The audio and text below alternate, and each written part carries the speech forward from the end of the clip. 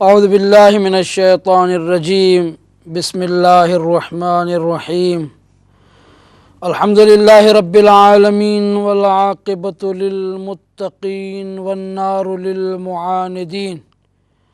अस्सलातु वस्सलामु अला सय्यदिना वश्शफ़ीइ ज़ुनूबिना वत्तबीबि क़ुलूबिना हबीब इलाहिल आलमीन अबिल क़ासिम मुहम्मद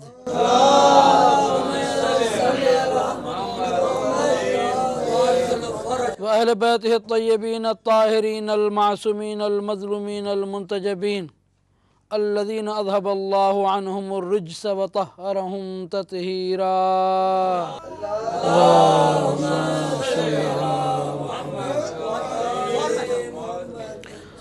वल्लानतु दाइमतुल बाक़ियतुल अबदियतु अला अदाइहिम अजमईन व मुनकिरी फ़ज़ाइलिहिम व मनाक़िबिहिम व शजाअतिहिम व सीरतिहिम व हुक़ूक़िहिम मिनल अव्वल इलल अबद। अम्मा बाद बिस्मिल्लाहिर रहमानिर रहीम। वमा मुहम्मदुन इल्ला रसूल सलावत।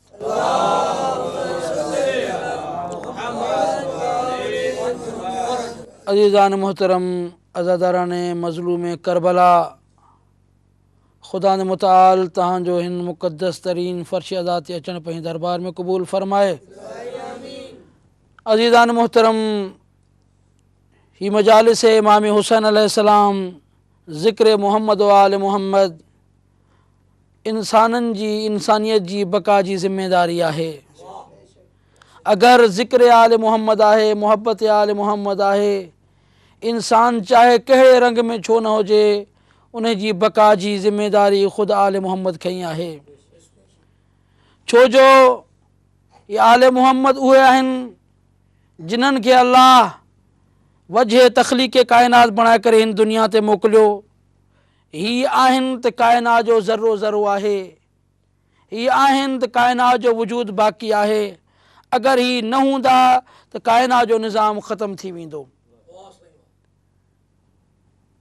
ख़ुद रसूल ख़ुदा जो बि इरशाद आहे त हदीस कुदसी में अल्लाह फरमाए थो, आऊं हिकु लिकल ख़ज़ानो हुयुसि, मूं चाहियो त मुंहिंजी मारिफत थिए, मूंखे केरु सुञाणे। हदीस कुदसी अल्लाह जो फ़रमान आहे, नबी जी ज़बानी आहे, जंहिंखे असां हदीस कुदसी चऊं था। उन में आहे त अल्लाह फरमाए थो, कुंतो कंज़न मख़फ़िया, ऐं हिकु लिकल ख़ज़ानो हुयुसि, फ़अहबब्तु अन उअरिफ़, मूं इहो चाहियो त मुंहिंजी मारिफत थिए, मूंखे केरु सुञाणे। फ़ख़लक़्तु कया मोहम्मद, ऐं मुंहिंजा हबीब, मूं चाहियो त मुंहिंजी मारिफत थिए, इन जे करे मूं तोखे ख़ल्क़ कयो। पोइ रसूल ख़ुदा फ़रमाइनि था, अना व अलियुम मिन नूरिन वाहिद, जॾहिं मुंहिंजी तख़लीक़ थी त उन ई नूर मां मुंहिंजे भाउ अली जी ख़िलक़त थी, ख़ल्क़ कयो वियो। इन ई तसलसल सां तमामु आहे मूंखे ख़ल्क़ कयो वियो। ऐं हिकु लिकल ख़ज़ानो हुयुसि, ही अक्सर तौर ते बयानु कई वेंदी आहे हदीस कुदसी। ऐं हिकु लिकल ख़ज़ानो हुयुसि, मूं चाहियो त मुंहिंजी मारिफत थिए, इन ई जे करे ऐं मोहम्मद ऐं अली मूं तव्हांखे ख़ल्क़ कयो। हिते सवाल थो पैदा थिए त आया कोई अहिड़ो ज़मानो गुज़रियो आहे जंहिंमें अल्लाह जी मारिफत कोन हुई, अल्लाह खे कोई सुञाणण वारो कोन हुयो। अगर इहो ईमान जो अक़ीदो रखियो वञे त अल्लाह कुझु ज़माने जे लाइ बग़ैर मारिफत जे रहियो, इहो शिरक थी वेंदो, कुफ़र थी वेंदो। छो जो अगर मख़लूक़ ख़ुदाबंदी कोन्हे, छो जो ख़ुदा जूं जेके सिफ़ात आहिनि उहे हर ज़माने खां पहिरियां आहिनि, क़यामत ताईं, क़यामत खां पोइ रहंदी। छो जो ख़ुदा जी ज़ात शुरू खां आहे, आख़िर ताईं रहंदी। अगर असां सोचूं या मञूं त अल्लाह कुझु ज़माने जे लाइ बग़ैर मख़लूक़ खां रहियो, तो शिरक थींदो। छो जो हू ख़ालिक़ आहे, हू राज़िक़ आहे, हू महबूद आहे, हू सत्तार आहे, हू गफ़ूर आहे, उन जूं कई सिफ़ात आहिनि। अगर कोई इबादत करण वारो कोन्हे तो महबूद वारी सिफ़त बेकार। अगर कोई मखलूक कोन्हे तो खालिक वारी सिफ़त बेकार। अगर कोई रिज़्क़ हासिल करण वारो कोन्हे तो उन राज़िक़ जी राज़िक़ वारी सिफ़त बेकार। छो जो ही सिफ़तूं अल्लाह जूं आहिनि राजूं, उन्हीं ते उलमा इल्म कलाम बयान कनि था। तो याद रखो, जॾहिं का खुदा है तॾहिं का आले मोहम्मद है, जॾहिं का हू खालिक तॾहिं का ही मखलूक। फर्क एतिरो है, हू खालिक है, नहीं मखलूक। अल्लाह जेको निज़ाम के हलाइण वारो है, आले मोहम्मद ने निज़ाम के संभालण वारा आहिनि। बस अल्लाह ऐं आले मोहम्मद जो एतिरो फ़र्क़ु आहे जो अल्लाह इन्हनि मखलूकात खुदाबंदी में आले मोहम्मद के मिलाए छॾियो आहे। आऊं निज़ाम संभालण वारो, ख़ल्क़ वारो आयो आहियां, संभालण वारा तव्हां आले मोहम्मद आहियो।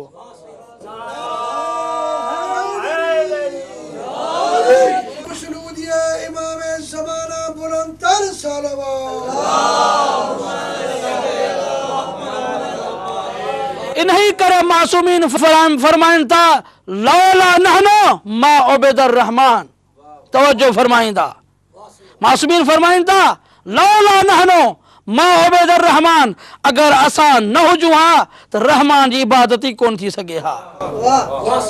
खुदा जी इबादत ही न थी सघे हा।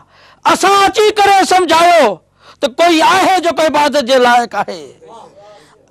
वाक़ई हिननि सजदो कयो, हिननि रुकू कयो, हिननि अल्लाह जी दरबार में गिड़गिड़ायो, ये अल्लाह जी दरबार में रोना, अल्लाह जी दरबार में दुआऊं घुरियूं। तो असांखे ख़बर पई तो वाक़ई कोई खालिक है, कोई महबूद है, कोई सजदे जे लायक है, जंहिंखे आले मोहम्मद सजदो कनि था। आले मोहम्मद सां मोहब्बत, आले मोहम्मद जो मकाम ज़ाहिर आहे। तो आले मोहम्मद सां मोहब्बत जेका कई पई वञे, ईअं कोन्हे तो दुनिया जेका आले मोहम्मद सां मोहब्बत करे थी, इन जो कोई अजर कोन्हे, इन जो कोई सवाब कोन्हे। पर जेतिरे ताईं हुननि जी अज़मत जो, मकाम जो मफ़हूम असांजे ज़हननि में न ईंदो, अज़मत बि ज़हन में न ईंदी। अगर कंहिंजे बारे में असांखे ख़बर ही न हुजे, उनजी अज़मत कीअं, असां उनजो एहतराम कीअं कंदासीं, उनजे मकाम खे कीअं असां सुञाणींदासीं, जेतिरे ताईं इल्मु न हूंदो। फरमाइनि था, असां अची करे ॿुधायो को आहे असांजो ख़ालिक, असांजो रब, असांजो महबूद जेको इबादत जे लाइक़ आहे, उन जी इबादत कई वञे। त अज़ीज़ान मोहतरम, अहल बैत अलैहिस्सलाम जो मकाम अज़मत ही आहे। जॾहिं इमाम जे बारे में, इमाम जे तारीफ़ जे बारे में खुद इमाम का सवाल कयो, मौला तव्हां ॿुधायो त इमाम जूं निशानियूं छा आहिनि, सिफ़तूं छा आहिनि। अगर आम कोई ज़ाकिर ख़तीब अइम्मा जूं सिफ़ात बयान करे, इमाम जूं निशानियूं बयान करे, उहा हिकिड़ी ॿी ॻाल्हि आहे। लेकिन ख़ुदि इमाम जी निशानी खे बयान करे, इमाम जी अज़मत खे बयान करे, उनजो मक़ाम ॿियो आहे। मौला इमाम अली रज़ा अलैहिस्सलाम का सवाल कयो, इमाम जो मक़ाम छा आहे, इमाम जूं सिफ़तूं कहिड़ियूं आहिनि। मौला फरमाइनि था, आम इंसान जॾहिं पंहिंजी वालिदा जे शिकम में हूंदो आहे, का शइ को ॼाणंदो आहे, का शइ को ॾिसंदो आहे, उनखे का शइ जी ख़बर कोन हूंदी आहे। लेकिन इमाम उनखे चइबो आहे, अगरि पंहिंजी वालिदा जे शिकम में मादर में हुजे, ईअं ॾिसंदो आहे जीअं दुनिया में ॾिसंदा आहिनि, ईअं ॿुधंदो आहे जीअं दुनिया में ॿुधंदा आहिनि। इहो ई सबबु आहे जो हिकु दफ़ा तारीख़ मक्का जा जुमला आहिनि, जॾहिं बि रसूल ख़ुदा हज़रत फातिमा बिन्त असद जे साम्हूं मादर अमीरुल मोमिनीन जे साम्हूं ईंदा हुआ, त हज़रत फातिमा बिन्त असद एहतराम लाइ उथी बीहंदी हुई। अञा इस्लाम जो ऐलान न आहे थियो, नबूअत जो ऐलान न आहे थियो, आगाज़ रिसालत जो ऐलान न आहे थियो, लेकिन ही लोहे महफूज़ ते मुताले करण वारियूं आहिनि। ये अल्लाह जे ख़ासि मुक़रब बंदनि मां बीबी उथी करे एहतराम थी करे। कंहिं सवाल कयो, तव्हां वॾियूं, ही नंढड़ो आहे, नंढो ॿार आहे, तव्हांजे एहतराम में छो थियूं उथो? त बीबी फरमायो, जेको मुंहिंजे शिकम में ॿार आहे उहो मूंखे मजबूर थो करे एहतराम लाइ उथी बीहां। अञा मौला जी विलादत नाहे थी, कंहिं चयो त ॿार मजबूर करे उथी बीहे, अॼु ताईं न कंहिं ॾिठो, न कंहिं ॿुधो, न कंहिं सम्झो। इहो कीअं थो थी सघे त नंढो ॿारु पंहिंजे माउ जे शिक में हुजे, माउ खे मजबूर करे त उथी बीहे। ताज़े ताने मोहतरम, उहो अली जेको शिक में मादर में रही करे एतिरी ताक़त रखे थो, अगरि जलानी में अची करे बाबे ख़बर के टुकड़ा टुकड़ा करे या उनखे ख़त्म करे छॾे, उन में का ताजुब जी ॻाल्हि ई कोन थी सघे। अली अलैहिस्सलाम ॿिनि आङुरियुनि जे इशारे सां दरे ख़ैबर खे कढियो हुयो। इहा का वॾी ताक़त कोन्हे का। यानी छा त इमाम जी निशानी आहे, भले माउ जे शिक में हुजे, उहो उएं ॾिसंदो आहे, ईअं ॿुधंदो आहे, इहे दुनिया में अची करे ॾिसनि था। पहिरीं निशानी मौला बि ॿुधाई। ॿी निशानी मौला फरमाइनि था, जॾहिं आम इंसान ॼमंदो आहे, दुनिया में ईंदो आहे, न उनखे का शइ जी ख़बर हूंदी आहे, न इल्मु हूंदो आहे, न का पंहिंजे ज़ाहिरी हवाले सां न उनखे इहा ख़बर हूंदी आहे ॼमण वक़्तु त मुंहिंजो पीउ कहिड़ो आहे, मुंहिंजी माउ कहिड़ी आहे, जेतिरे ताईं वञी करे कुझु सम्झे। अज़ीज़ान मोहतरम, लेकिन इमाम जे बारे में मौला अल्लाह फरमाइनि था, इमाम जॾहिं बि शिक में मादर मां ईंदो आहे, फौरन ज़मीन ते झुकी करे अल्लाह खे सजदो कंदो आहे।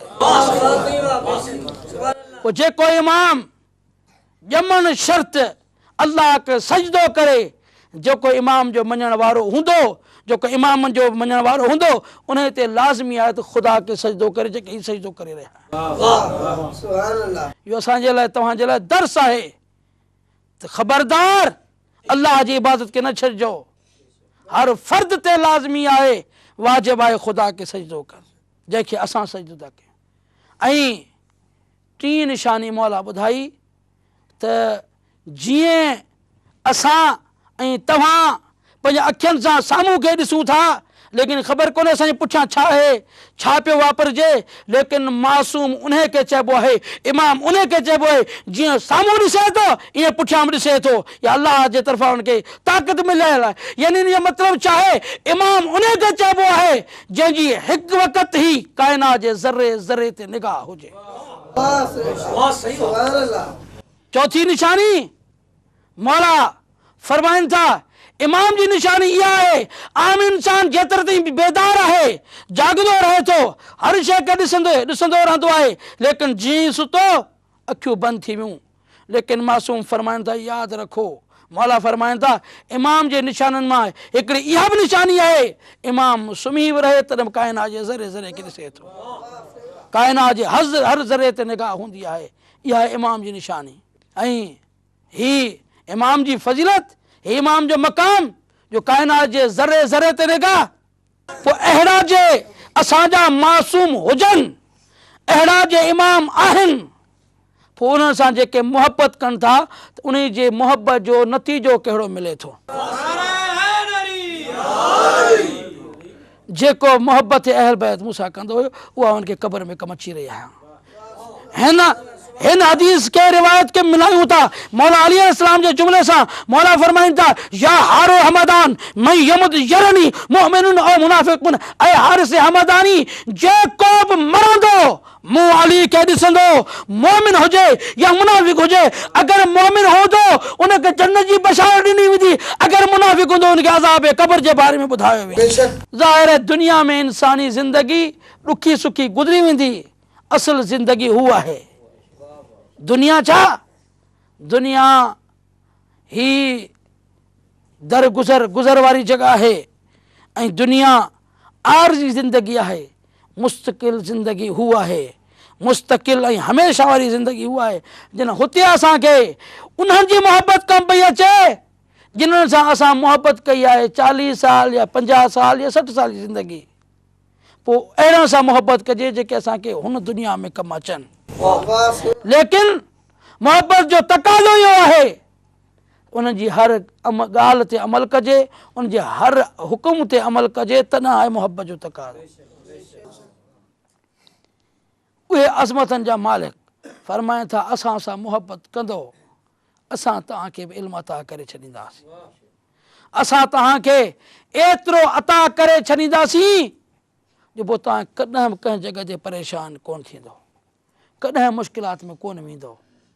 इहो ई सबबु आहे त तारीख़ खे ॾिसूं था त इमाम हुसैन अलैहिस्सलाम जंहिंजे शहादत जो ॾींहुं उहो इमाम जंहिंजी सीरत तैयबा में मिले थो, हर मक़ाम ते इमाम हुसैन अलैहिस्सलाम इल्म इमामत खे ज़ाहिर कयो, रिसालत जी रसूल जी रिसालत खे वाज़े कयो ऐं क़ुर जी तफ़ासीर खे बयानु करे रहिया आहिनि, हर आय जी तफ़सीर खे बयानु करे ॿुधाए रहिया आहिनि। यादि रखो असां उहे आहियूं जेके वहदानियत तौहीद खे बचाइण वारा आहियूं, रिसालत खे असां बचाइण वारा आहियूं। इहो ई सबबु आहे जॾहिं इमाम हुसैन अलैहिस्सलाम 28 रजब ते सन 60 हिजरी में जॾहिं निकिरनि था मदीने मुनव्वरा खां, का सवाल कयो मौला तव्हां छाजे करे निकिरो था, छा जंग थींदी, छा क़त्लो गारत थींदो? उते मौला फरमायो बहितरीन जुमलो मौला छा फरमायो, इन्नी लम अखरुज अशरम वला बतरम वला मुफसदम वला ज़ालिमा इन्नमा खरजतो लितलबिल इस्लाह उम्मत जद्दी व अन आमुर बिल मारूफ व अनहा अनिल मुनकर व उसीरो बसीरत जद्दी व अबी अमीरुल मोमिनीन। हुसैन क़त्लो गारत लाइ कोन थो निकिरां, जंग लाइ कोन थो निकिरां, ज़ुल्म लाइ कोन थो निकिरां, बल्कि इन ई करे मदीने में वञी रहियो आहियां ताकि पंहिंजे नाना जी उम्मत जी इस्लाह कयां। व अन आमुर बिल मारूफ व अनहा अनिल मुनकर, ऐं चाहियां थो त मुंहिंजे नाना जी उम्मत खे अमर बिल मारूफ नही अनिल मुनकर कयां। ऐं मौला जो आख़िरी जुमिलो उसीरो बसीरत जद्दी व अबी अमीर मोमिनीन, ऐं मुंहिंजे नाना जी उम्मत जेका हींअर मौजूदु आहे इन ई करे निकिरी रहियो आहियां। नमाज़ी बि आहिनि, उन ज़माने में रोज़ेदार बि आहिनि, मके में हज करण लाइ वञी रहिया आहिनि, लेकिन फरमाइनि था हीअ मुंहिंजे नाना जी उम्मत जेका आहे मुंहिंजे नाना जी सीरत खे विसारे चुकी आहे, मुंहिंजे बाबा अली जी सीरत खे विसारे चुकी आहे। ऐं चाहियां थो पंहिंजे बाबा जी सीरत इन्हनि खे यादि ॾियारियां, पंहिंजे नाना जी सीरत खे यादि ॾियारियां। यानी यादि रखो तव्हां चाहे केतिरा अमाल कयो, अगरि तव्हांजे अमाल में मोहब्बत रसूल आहे तव्हांजो हर अमल क़बूल आहे, मोहब्बत अली आहे तव्हांजो हर अमल क़बूल आहे, वरना फ़िक्र हुसैनी मां तहरीक हुसैनी मां ख़बर थी पवे अगरि मोहब्बत रसूल कोन्हे का, मोहब्बत अली कोन्हे का, चाहे तव्हां केतिरो अमल छो न कयो, असांजी नज़र में तव्हांजो अमल क़बूल ई कोन्हे को। इहो काफ़िलो करबला मां निकितो, मदीने मुनव्वरा मां निकितो हिदायत जे लाइ, इंसानियत जी हिदायत जे लाइ। 28 रजब ते निकितो, 2 या 4 शाबान ते मक्के मुकरमा में पहुतो, क़ुरान जी तफ़सीरूं बयानु कई पियूं वञनि, इंसाननि जूं परेशानियूं दूर कई पियूं वञनि, ऐं मुश्किल मक़ामात ते जॾहिं बि कंहिंखे का परेशानी थिए थी मके में वेही करे चवनि था मके वारो हिन घर जे वारिस ऐं हुसैन इब्न अली आहियां, अगरि मूंखां सवाल करणु चाहियो था सवाल कयो, आउं तव्हांखे जवाबु ॾींदुसि, अगरि काई परेशानी आहे आउं तव्हांजी परेशानी खे दूर कंदुसि, नवाज़ रसूल हुसैन आउं आहियां। लेकिन मौला उन ज़माने जे हालात खे ॾिसी करे ख़बर पई त कुझु शख़्स खंजर खणी करे एहराम जी हालत में आया आहिनि हुसैन इब्न अली खे क़त्ल कनि। मौला इहो फरमाइनि था हुसैन हज के छॾे सघे थो लेकिन खाने काबा जे एहतराम खे बचाईंदो, ऐं खाने काबा तो ते हुसैन इब्न अली जो एहसान आहे, छो जो इहो वाजिब आहे एहतराम खाने काबा जो, इहो असांखे मौला हुसैन ॿुधायो त यादि रखो पंहिंजी जान त तव्हांजी क़ुर्बान अगरि थिए थी क़ुर्बान करे छॾियो लेकिन काबे जे एहतराम खे ज़रूरु बचाइजो। जॾहिं हुसैन काबे जे एहतराम खे बचाइण लाइ पंहिंजी जान खे ॾेई सघे थो, पोइ हर कंहिं ते वाजिब आहे अगरि जॾहिं बि जंहिं तौर में काबे ते कोई वक़्तु अचे काबे खे बचाए, अगरि कोई काबे खे नुक़सान जो यकीन कयो त हुसैन जो नथो थी सघे, हुसैन जो मुखालिफ़ थी सघे थो। दुनिया ॿुधायो कंहिं काबे खे बचायो, कंहिं काबे खे बाहि ॾिनी हुई, तारीख़ आहे मौजूदु आहे त काबे खे कंहिं ज़माने में बाहि ॾिनी हुई, पोइ तारीख़ बयानु कई वञे काबे खे बचाइण वारे जो नालो हुसैन आहे, जंहिं काबे खे बाहि ॾियणी हुनजो नालो यज़ीद आहे।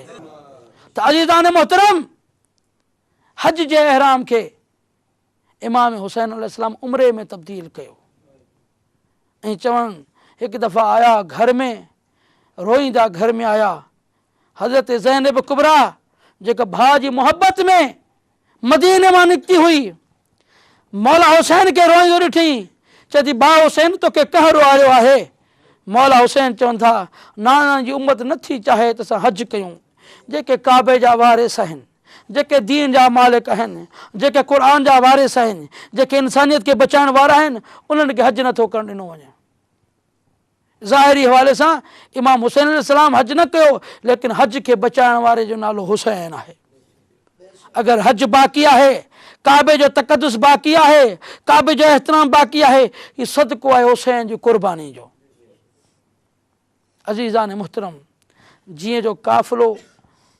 हज खां पहिरियां 8 ज़ुल्हज ते जीअं जो काफ़िलो न मके मां निकितो हाजी अहराम पाए करे अरफा जी सरज़मीन वञी रहिया हुआ ऐं मौला हुसैन जो काफ़िलो मके मां निकिरी रहियो जीअं जो न हज़रत ज़ैनब कुबरा अमारी मां कपिड़े खे हटायो ॾिठी हाजी आहिनि जेके लबैक चवंदा अरफा जी सरज़मीन वञी रहिया आहिनि ज़ैनब कुबरा रोई करे चवंदी हाजी हो तव्हांखे हज मुबारक हुजे रसूल ज़ादियूं फातिमा जाई नबी ज़ादो हुसैन हज खे छॾे करे वञी रहियो आहे हा अज़ीज़ान मुहतरम इहो काफ़िलो हलियो 8 ज़ुल्हज ते निकितो 2 मुहर्रम ते करबला पहुतो यानी 24 ॾींहंनि में हुसैन इहो सफ़र तय कयो रिवायत जा जुमला आहिनि जे करबला में काफ़िलो पहुतो आहे न मौला जी सवारी अॻिते नथी वधे मौला 7 सवारियूं बदिलायूं केॾी महिल कंहिं सवारी ते केॾी महिल कंहिं सवारी ते लेकिन सवारी अॻिते नथी वधे हिकु दफ़ा लहनि था चवंदा हितां जे इलाइक़े जे माण्हुनि खे गॾु कयूं पुछाइनि ज़मीन जो नालो छा आहे हीअ ज़मीन कहिड़ी आहे सभिनीनि खे घुरायो वियो सभु गॾु थी विया कबीला बनिया सॼा माण्हू गॾु थिया पुछिया मौला पुछंदा ॿुधायो हिन सरज़मीन जो नालो छा आहे कोई चओ त मौला हिन जो नालो नैनवा आहे कोई चओ त हिन जो नालो ग़ाज़री आहे कोई हिन जो नालो कोई ॿुधाए थो हिकिड़ो पोढ़ो इंसानु आहे पोढ़ो शख़्स आहे जंहिंजी चेल झुकियल आहे उथी करे चओ त यब्न रसूल अल्लाह इहो कालो लहा करबला ऐं मौला हुसैन हिन सरज़मीन जो नालो करबला चयो वेंदो आहे इहो ॿुधणो हुयो जो इमाम हुसैन चवंदा इन्ना लिल्लाहि व इन्ना इलैहि राजिऊन ऐं अब्बास सवारी ते हेठि लहो हीअ सरज़मीन आहे जिते असांजूं गर्दनूं काटियूं वेंदियूं हिते असांजो खून वहायो वेंदो हिते असांजूं शहादतूं थींदियूं हा अज़ीज़ान मोहतरम ख़ैमा लॻाया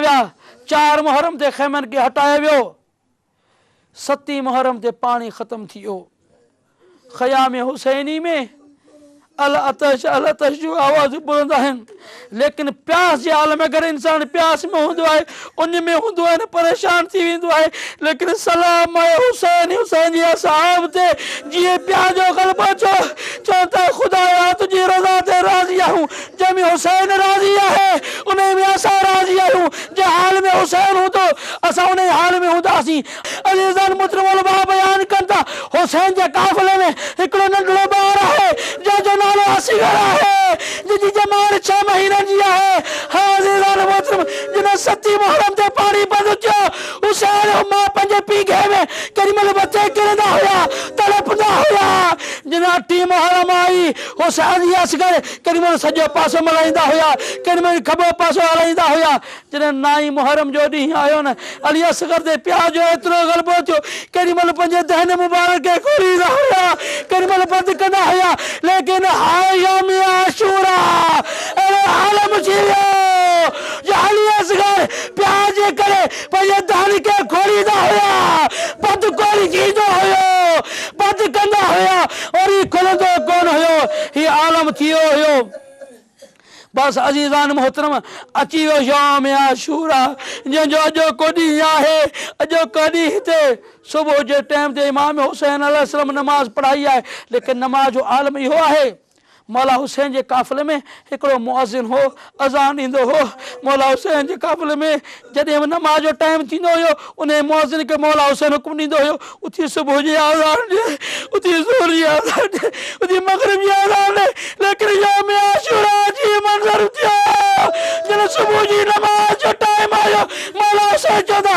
और मुझे नाना रसूलुल्लाह जी निशानी अली अकबर अजू थी तू आजान दे आओ बुधा मुझी भेड़ ज़ैला बुधे हाज़िर मोहतरम गुलदस्त से अजान थे एक तो अली अकबर उठा अल्लाह अकबर की आवाज बुलंद थी ज़ैनब कुबरा जो नमाज़ शब पढ़ी रही हुई तेरी खुदाया मुझे अकबर ना खैर करा हर बीबी मातम शुरू कयो बाद ये पढ़न था मुसल्ला इबादत रोईंदी रोईंदी सोगरा मदीने में सुमी रही हुई जी जाली अकबर आवाज ही बुलंद अल्लाह अकबर की आवाज बुलंद कई ये आवाज मदीने पहुंची उठी करे करीमल सजेल शादी करीमल कबेल शादी उम्मे सलमा के जदी और नानी अम्मा चामो जो अकबर अची अकबर की आवाज मुझे कलर जे अची रही है अजर कमल अल्लाह खुदा ताके कोई गम न जे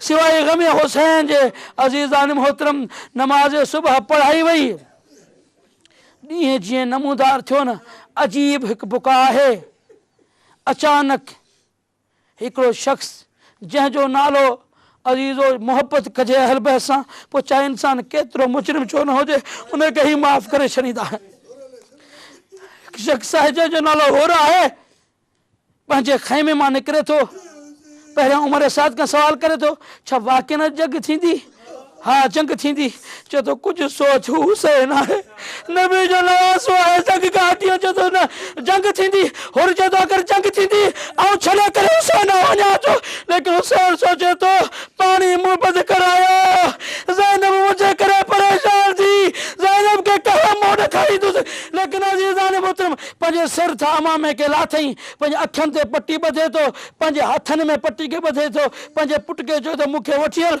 हुसैन वटि वठी हल मूंखे हुसैन माफ़ कंदो ही ॾाढो करीम आहे करीम इब्न करीम आहे मूंखे माफ़ कंदो हुसैन जे खैमनि जो ही हाल आहे चवंदा अब्बास मुंहिंजो महिमान अची रहियो आहे उनजो इस्तक़बाल कर ए अकबर उथी मुंहिंजो महिमान अचे थो ऐं कासिम पंहिंजे चाचो जो एहतराम कर सभु एहतराम लाइ बीठा हिकु दफ़ा ख़याम हुसैनी में सल्ले अल्लाह मुहम्मद जी निगाह बुलंद थी होर आयो अखियुनि ते पटी ॿधल आहे मौला हुसैन पंहिंजे हथनि सां पटी खे खोलनि था हुर जो गर्दन झुकियल आहे रोई रहियो आहे मौला चवंदा आहे हुर ज़रा कंध खे मथे कर तुंहिंजी गर्दन झुकियल छो आहे रोई करे चवंदो मौला वॾो मुजरिम आहियां ऐं तव्हांखे करबला अची वियसि मौला छा मूंखे माफ़ी मिली सघे थी या न मौला फरमांद ऐं हुर तुंहिंजी मां तुंहिंजे नाले हुर सही रखो हुयो तूं दुनिया में बि आज़ाद आहीं तूं आख़िरत में आज़ाद आहीं अज़ीज़ान मोहतरम हुर चए थो मौला हुसैन अगर इजाज़त जो सब का पहिरियां मुझे पुट कुर्बान थे पोइ ॿियो कोई कुर्बान थे छो जो आऊं सब का पहिरियां आयो आहियां आऊं मुझे मैं चाहे तो पहिरियां मुझी कुर्बानी थे रिवायत जा जुमला आहिनि मौला हुसैन इजाज़त ॾिनी आहे हज़रत हुर जो पुट वियो हिकु दफ़ा घोड़े खां ज़मीन ते अचे थो अस्सलाम वालेकुम या बता ओ मुंहिंजा बाबा ता ते मुंहिंजो सलाम हुजे बाबा ऐं ज़मीन ते अची वियुसि बसि हुर जीअं ॿुधो डोड़ंदो पंहिंजे पुट जे लाश ते पहुतो जीअं जो सिर मथे कई ॾिठई मौला हुसैन बीठा आहिनि मौला हुसैन चवंदा हुर तुंहिंजो जवान पुट आहे तूं हट परे ऐं तुंहिंजे पुट खे खणा थो तूं बर्दाश्त करे कोन सघंदे हथ ॿधी करे अर्ज़ु कयां थोड़ी देर का बाद शबीए पैगंबर अली अकबर के किए खरीदो उता जो जवान पुटा है बस अजीजान मोहतरम आहिस्ता आहिस्ता शहादतूं थी दियूं केॾी महिल अली अकबर वञनि था केॾी महिल हज़रत अली असगर जी शहादत थिए थी सभु ॼणा शहीद थी वञनि था मौला हुसैन अलैहिस्सलाम एक दफ़ा आवाज़ बुलंद कनि था हल मिन नासिरिन यंसुरुना हल मिन मुगीसिन युगीसुना आहे को जेको मुंहिंजी मदद करे आहे को जेको मुंहिंजी मदद करे हिकु अहिड़ी आवाज़ बुलंद कनि था अली असगर पींगे के छॾियो इमाम सज्जाद बीमार आहे उन्हनि ख़ैमे खे चयो चवंदा आहे कोई रसूल साजन खे हितां खे मदीने पुॼाए ओ ज़ैनब कुबरा जे पर्दे जी हिफाजत करे अजीज़ान मोहतरम हजरत इमाम सज्जाद होश में आया चवनि था मुंहिंजे बाबा जी आवाज़ आहे छा मुंहिंजो बाबा अकेलो थी वियो आहे बाबा खे घुरायो मौला हुसैन खैमे में दाख़िल थिया चौथा बचड़ा सज्जाद तू बीमार रही मौला पुछनि था, अर्ज़ कंदा बाबा पोइ तव्हां इहा आवाज़ बुलंद कई आहे, आउं बि जिहाद कंदुसि। मौला फरमाए था, सज्जाद हिते तुंहिंजी मक़्तलगाह कोन्हे, ही तुंहिंजे जिहाद ई कोन्हे। सुभाणे तोखे करबला का कूफा, कूफा का शाम, ज़ैनब खे नंगे सर वठी वञणो आहे। तुंहिंजो ही जिहाद आहे, असांजो ही जिहाद आहे। बसि अज़ीज़ान मोहतरम, हिकु दफ़ा इमाम हुसैन अलैहिस्सलाम मक़्तलगाह जे जिन ख़ैमे मां निकिरनि था, घोड़ो अॻिते नथो वधे। घोड़ा मूंखे अब्बास बि छॾे हले वियो, अकबर बि हले वियो, सभु हलिया विया। थोरी देरि लाइ मूंखे मक़्तल ॾे वठी वञे। घोड़ा तूं अॻिते छो नथो अॻिते वधी? पोइ घोड़े पंहिंजी गर्दन खे झुकायो। इमाम हुसैन चा था ॾिसनि, 4 सालनि जी सकीना आहे, घोड़े जे सुम्हण खे पकिड़े वेठी आहे। चए पई घोड़ा मुंहिंजे बाबा खे मक़्तलगाह न खणी वञ, जेको वापसि कोन्हे मोटियो, मुंहिंजो बाबा ईंदो वरी कोन मोटंदो। मौला हुसैन घोड़े का ज़मीन ते आया, साईं सकीना खे खणी करे पंहिंजी झोली में विहारता। ऐं सकीना तूं वञ, अॼु खां बाद तूं पंहिंजी माउ और बाप वटि वञी करे वेह, पंहिंजी माउ जी झोली में वेह। हज़रत सकीना चए थी, ऐं बाबा अम्मा जी झोली में हली असगर हूंदो आहे। मौला हुसैन चवनि था, ऐं सकीना अॼु खां बाद असगर मुंहिंजे सीने ते सुम्हंदो। ऐं सकीना तूं पंहिंजी माउ और बाप वटि हली। हाज़िरान मोहतरम, मौला हिकु दफ़ा मक़्तलगाह में आया। मक़्तलगाह में हिकु दफ़ा नियाम मां तलवार खे कढियूं ऐं चवनि था, ऐं फ़ौज अशकिया तव्हां मुंहिंजे अब्बास खे कोन छॾियो, मुंहिंजे अली अकबर खे बि मारियो, मुंहिंजे असगर खे बि शहीद कयो, मुंहिंजे आन मोहम्मद खे कयो। अचो मुंहिंजी जंग ॾिसो, हिन 3 ॾींहंनि जे उञल ऐं बुखार जी जंग ॾिसो, ऐं कीअं जंग थो कयां। एतिरी मौला हुसैन जंग कई आहे जो फ़ौज अशकिया कूफे जे दीवारनि खे वञी टकराया। अचानक हिकु आवाज़ हुसैन जे कन ते आवाज़ आई, या अय्युहन नफ्सुल मुतमइन्ना इरजई इला रब्बिका राज़ियतन मर्ज़िया।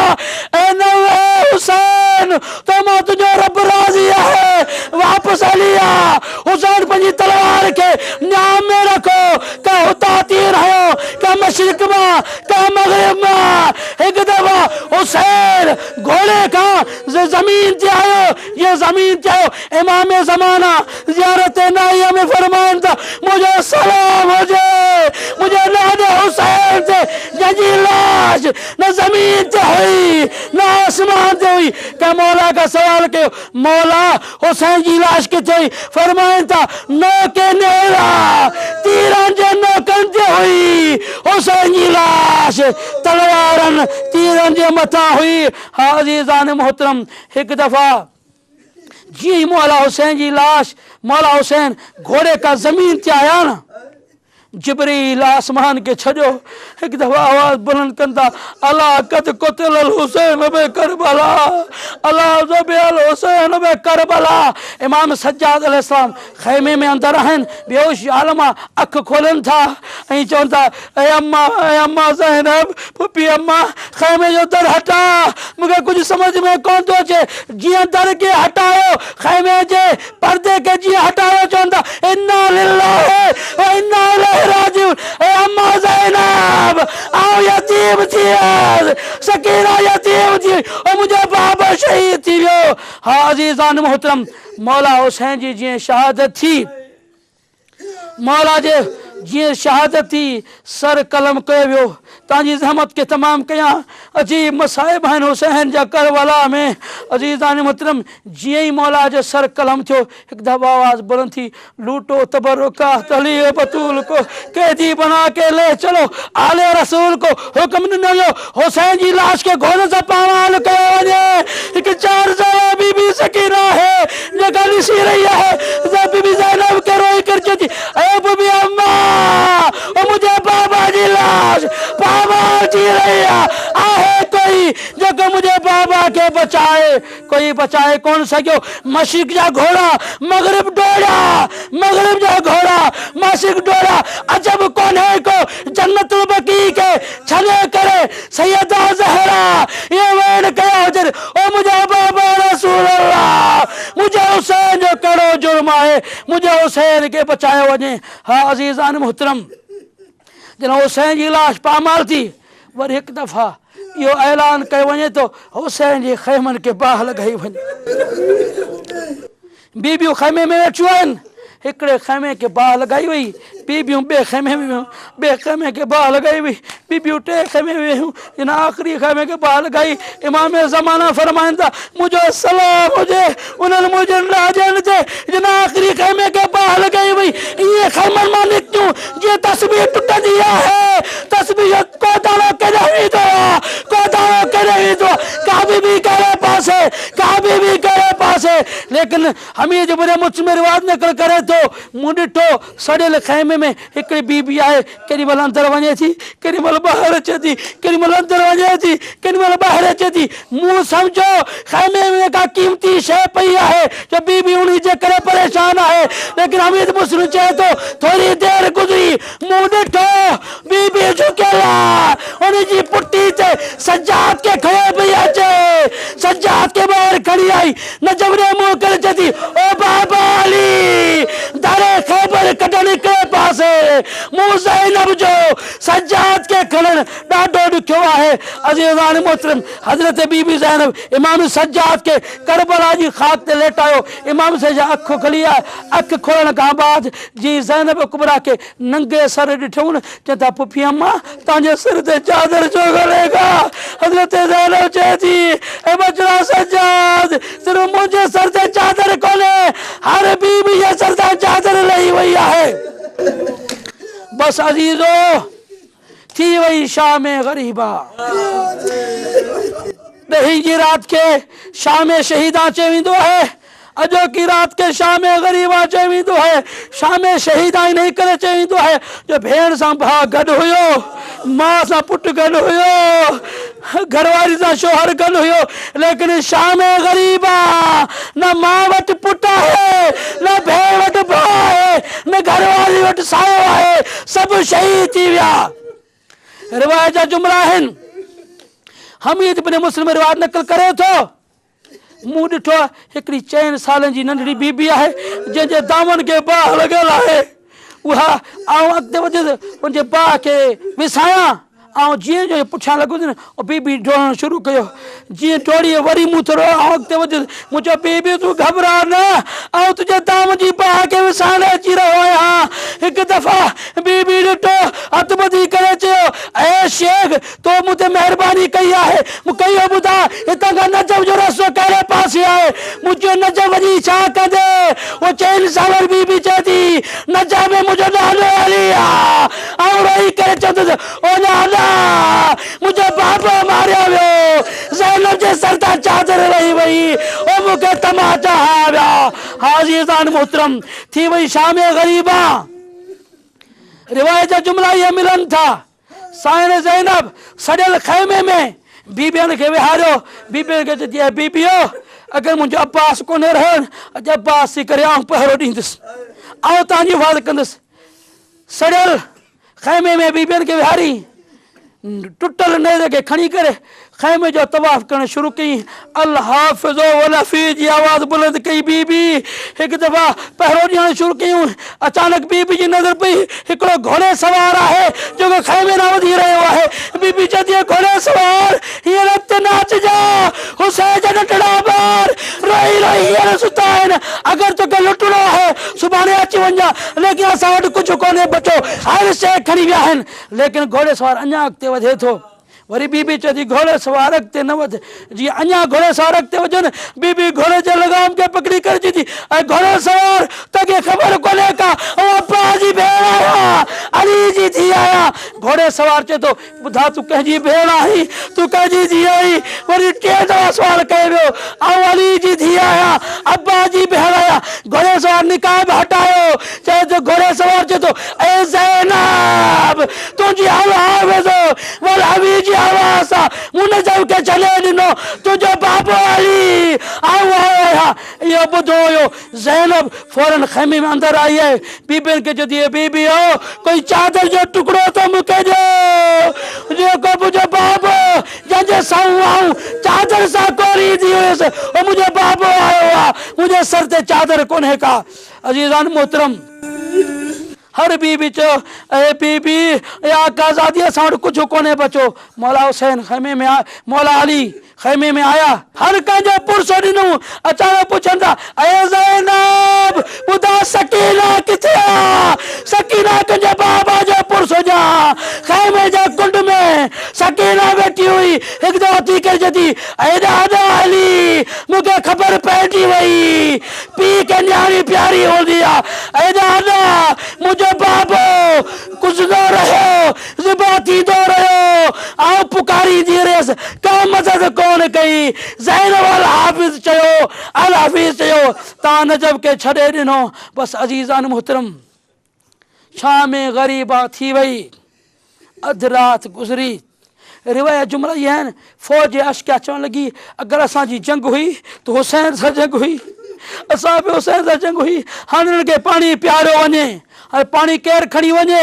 काई औरत चवे थी मुंहिंजो शोहर अकबर जो कातिल आहे, काई चए थी मुंहिंजो शोहर असगर जो कातिल आहे, काई चए थी मुंहिंजो घरवारो अब्बा जे बाज़ू कलम कई आहिनि। अचानक हज़रत हुर जी घरवारी ते निगाह पवे थी, ऐं हुर जी घरवारी तूं वञ, तुंहिंजे शोहर कुर्बानी ॾिनी आहे। अज़ीज़ान मोहतरम रिवायत जा जुमला इहे मिलनि था, हज़रत हुर जी घरवारी पाणी खणी करे उते आई आहे जिथे सड़ियल ख़ैमे में बीबियूं वेठियूं आहिनि।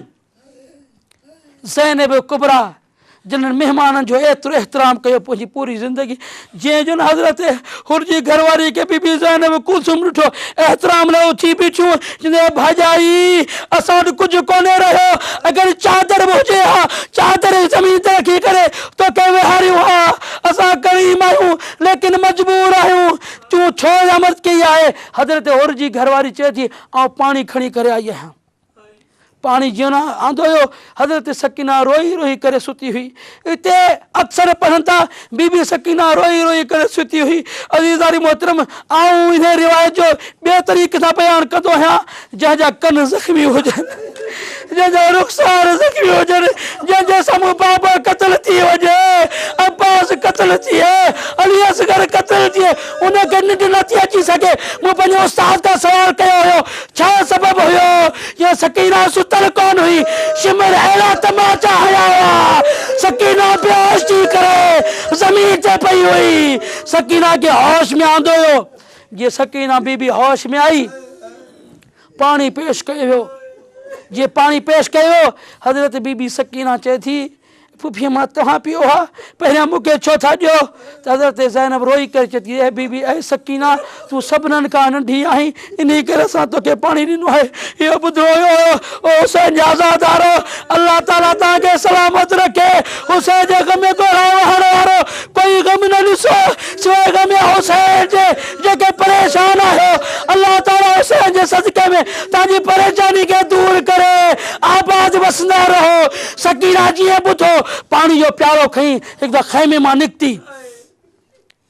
हज़रत ज़ैनब पुछे थी सकीना तूं पाणी पी, तूं खणी करे केॾे पियो वञी? इहो ॿुधणो हुयो। सकीना रोई करे चयो पुफी अम्मा तव्हां ई त चयो आहे सभु खां नंढड़े खे पाणी पीआरियो था, तो नंढड़ी प्यारी तूं सभु खां नंढी आहीं। हज़रत सकीना चए थी पुफी अम्मा मूं खां नंढड़ो मुंहिंजो भाउ असगर आहे, असगर खे पाणी पीआरण थी वञा, उहो मूं खां वधीक प्यासो हुयो।